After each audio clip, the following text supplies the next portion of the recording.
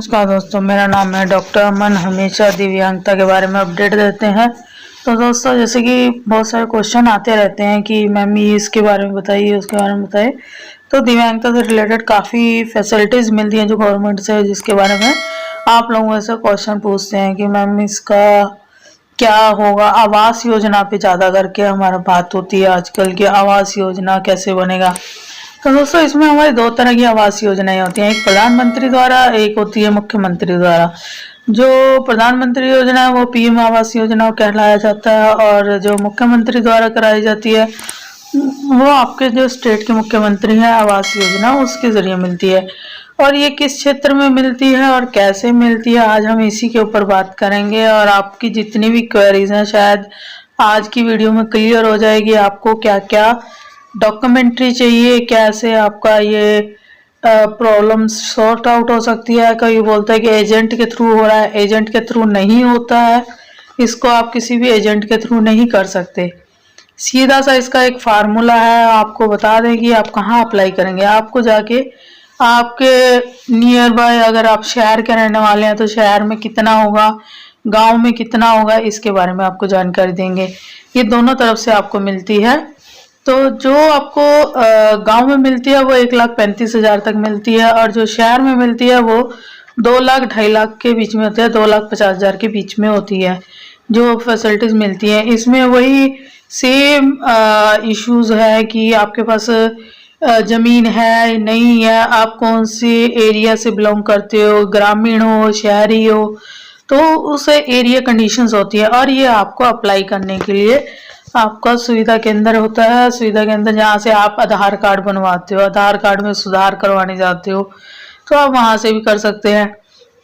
ग्राम पंचायत में जा सकते हो, ग्रामीण जो आपका सरपंच है, आपका जो प्रधानाचार्य है, आप उससे भी अप्लाई कर सकते हो, क्योंकि उसके पास पूरी जानकारी होती है। वो आपके तबके की पूरी जानकारी देता है राज्य को, और राज्य की जितनी सुविधाएं उसके पास आती हैं।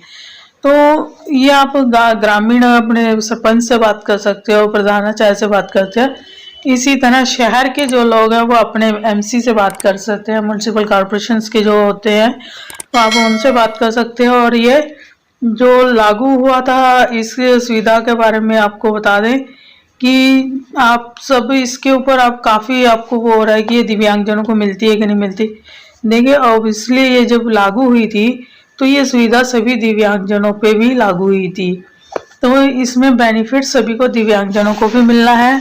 तो आप इस चीज़ में तो निश्चिंत हो जाइए कि आपको ये बेनिफिट नहीं मिलेगा, क्योंकि आपको इसका बेनिफिट मिलेगा। दिव्यांगजनों के लिए भी इसका मुख्यमंत्री आवास योजना और प्रधानमंत्री आवास योजना दोनों तरफ से आप ले सकते हो। यह आप पे डिपेंड करता है कि आप शहर में रहते हो या गांव में रहते हो, कहाँ पे रहते हो। दोस्तों की जैसे कि आप बात कर रहे हैं ग्रामीण योजना की, आवास योजना की, यानी कि हमारा सबका उम्मीद है कि हमारा घर होना चाहिए, तो इसी के ऊपर हम बात कर रहे थे। तो इसमें आपको डॉक्यूमेंट्री क्या क्या चाहिए, देखिए ये 15 जून 2015 को हाँ जो लागू की गई थी मुख्यमंत्री आवास योजना, प्रधानमंत्री आवास योजना। तो इसमें कुछ क्राइटेरिया बनाए गए थे, कुछ ब्लॉक्स बनाए गए थे। आपका जो ब्लॉक है वो ब्लॉक एरिया के जो मेंबर्स हैं, उन जो आपके ब्लॉक के प्रधान है, आप वहां से जाके फॉर्म फिल कर सकते हैं, सुविधा केंद्र से आप फॉर्म भर सकते हैं।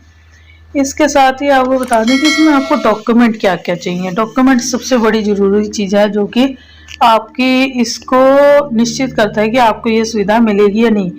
डॉक्यूमेंट्स में आप देख लीजिए, आपके पास होना चाहिए, एक तो आधार कार्ड होना चाहिए मेन, तो एक आपके पास होना चाहिए दिव्यांगता का सर्टिफिकेट और दिव्यांगता प्रमाण पत्र यूडीआईडी कार्ड होना चाहिए। तीसरा आपके पास होना चाहिए पैन कार्ड, और चौथा होना चाहिए आपके पास बैंक अकाउंट, यानी कि आप जिस एरिया के रहने वाले हो उस एरिया का बैंक अकाउंट होना चाहिए। तब जो गवर्नमेंट पैसा ट्रांसफर करती है वो सीधा आपके अकाउंट में ट्रांसफर करता है 2 किस्तों के जरिए, यानी कि आपको एक बारी में नहीं मिलेगा, ये 2 किस्तों में मिलेगा। तो इसीलिए आपके पास आपका बैंक अकाउंट होना चाहिए। और इसके साथ साथ आपको बता दें कि आपके पास एक होना चाहिए आपका जाति प्रमाण पत्र, इनकम प्रूफ। इनकम प्रूफ में आपको क्या चाहिए, अगर आप गांव के रहने वाले हैं तो आपकी 35,000 रुपये से नीचे इनकम होनी चाहिए। अगर आप शहर के रहने वाले हैं तो उसमें आपकी 50,000 से नीचे इनकम होनी चाहिए। तो ये सालाना इनकम है, यानी कि आपके साल के अंदर 35,000 से कम होनी चाहिए, लेबर्स क्लास के लिए होता है। और दिव्यांगजनों पे भी सेम कंडीशन लागू होती है कि उनके पास भी इनकम सर्टिफिकेट होना चाहिए। एक आपके पास जाति सर्टिफिकेट होना चाहिए और इसके साथ आपके पास वोटर आईडी कार्ड ही होनी चाहिए, तभी आपको ये सारी सुविधाएं मिलेंगी। अगर इस रिलेटेड और भी जानकारी चाहिए तो इसके साथ ही डॉक्टर अमन, धन्यवाद।